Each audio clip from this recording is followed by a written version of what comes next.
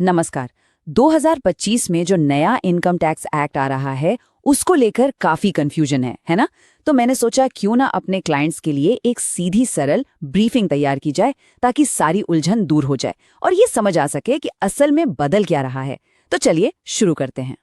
मैं समझता हूँ जब भी टैक्स कानून में बदलाव की बात होती है तो मन में कई सवाल उठते हैं। क्या टैक्स और बढ़ जाएगा? क्या नियम और भी ज्यादा मुश्किल हो जाएंगे? ये सब बिल्कुल जायज सवाल हैं जो मुझे अक्सर सुनने को मिलते हैं। तो आज हम इन्हीं सवालों पर बात करेंगे ताकि ये साफ हो जाए कि घबराने जैसी कोई बात है ही नहीं। तो सबसे पहले सबसे बड़ी चिंता को ही दूर कर देते हैं।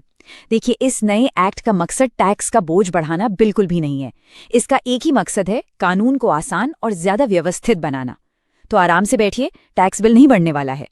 तो इस नए कानून को ना एक नए बेहतर ढंग से बने हुए मैप की तरह समझिए।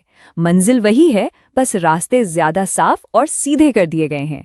तो चलिए इन बुनियादी बदलावों को समझना शुरू करते हैं। देखिए, पहला और सबसे बड़ा बदलाव तो शब्दों में ही है। अब तक हम सब प्रीवियस ईयर और असेसमेंट ईयर के चक्कर में उलझे रहते थे, है ना? कि कौन से साल में कमाया, कौन से साल में टैक्स दिया। इससे बहुत कंफ्यूजन होता था। तो अब नए कानून ने इन दोनों को हटाकर एक सीधा साधा शब्द दिया है, टैक्स ईयर। बस ये चीजों को साफ करने की तरफ पहला कदम है। अब आगे बढ़ते हैं कि इनकम कैलकुलेट कैसे होगी। देखिए, इनकम को जिन मेन कैटेगरीज में हम बांटते हैं ना, वो बिल्कुल नहीं बदली हैं। बदला क्या है? सिर्फ उनसे जुड़े सेक्शन नंबर। अब उन्हें एक लॉजिकल सीक्वेंस में डाल दिया गया है ताकि सब कुछ एक लाइन में लगे।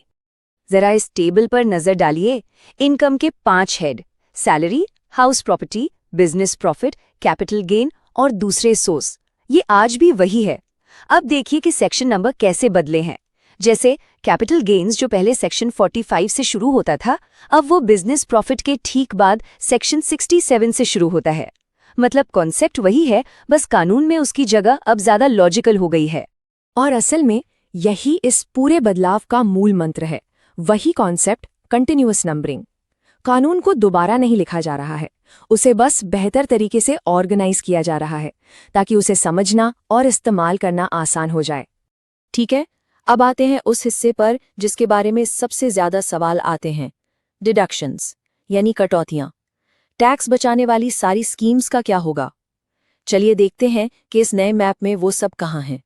और मैं ये साफ कर दूं कि ये हिस्सा वाकई में बहुत जरूरी है, क्योंकि अच्छी टैक्स प्लानिंग इसी बात पर टिकी होती है कि डिडक्शंस को कितनी अच्छी तरह समझा गया है। तो यहाँ थोड़ा ध्यान दीजिएगा। तो अच्छी खबर यह है कि जो भी हमारी जानी पहचानी कटौतियां हैं, जैसे सेक्शन 80C या 80D, वो कहीं नहीं गई हैं। वो सब पूरी तरह से सेफ हैं। उन्हें बस कानून में एक नई जगह पर एक साथ ग्रुप कर दिया गया है। ये स्लाइड इस बदलाव को एकदम साफ दिखाती है। देखिए, पहले सारे डिडक्शंस सेक्शन 80C से 80U तक बिखरे हुए थे। अब इन सबको एक ही जगह सेक्शन 122 से 154 के बीच में रख दिया गया है। समझ लीजिए जैसे एक बिखरी हुई अलमारी को ठीक से जमा दिया गया हो, जहां सब कुछ अपनी सही जगह पर है। और हाँ, ये सरलीकरण सिर्फ इनकम और डिडक्शंस तक ही नहीं है, बल्कि जो एडमिनिस्ट्रेटिव और प्रोसीजरल हिस्से हैं, उनको भी आसान और बेहतर बनाने की पूरी कोशिश की गई है। यहाँ आप देख सकते हैं कि दूसरी ज़रूरी चीज़ें जैसे इनकम की क्लबिंग, लॉस को सेट ऑफ करना और यहाँ तक कि ट्रांसफर प्राइसिंग और JAR जैसे मुश्किल नियम, उन्हें भी अब एक नए लॉजिकल सीक्वेंस में रखा गया है। इससे सिर्फ टैक्स पेयर्स को ही नहीं, हम जैसे टैक्स प्रोफेशनल्स को भी बहुत आसानी होगी। और यही लॉजिक प्रोसेस वाले मामलों में भी लागू होता है। रिटर्न फाइलिंग, असेसमेंट, TDS और रिफंड से जुड़े सेक्शंस को भी फिर से जमाया गया है। इसका मतलब ये है कि अब टैक्स डिपार्टमेंट के साथ डील करते समय पूरा प्रोसेस शुरू से आखिर तक ज्यादा स्मूथ और प्रिडिक्टेबल होगा। तो चलिए, अब तक जो भी बात हुई है उसे फटाफट समेट लेते हैं। अगर इस नए एक्ट के बारे में कुछ याद रखना है तो वो बस ये कुछ जरूरी बातें हैं। तो याद रखने वाली बातें क्या हैं? पहली, कानून को आसान बनाया गया है, टैक्स का बोझ नहीं बढ़ाया गया। दूसरी, जो कॉन्सेप्ट्स पहले से जानते हैं वो वही हैं, बस उनके सेक्शन नंबर नए हैं। तीसरी, अब सब कुछ एक लॉजिकल कंटिन्यूअस नंबरिंग में है। और आखिर में सबसे जरूरी बात, आपकी मेन कटौतियां बिल्कुल सुरक्षित हैं, उन्हें सिर्फ एक नई जगह पर शिफ्ट किया गया है। तो अब जब ये सारी कंफ्यूजन दूर हो गई है और हमारे सामने एक साफ सुथरा टैक्स मैप है, तो हम चिंता करने के बजाय प्लानिंग पर फोकस कर सकते हैं।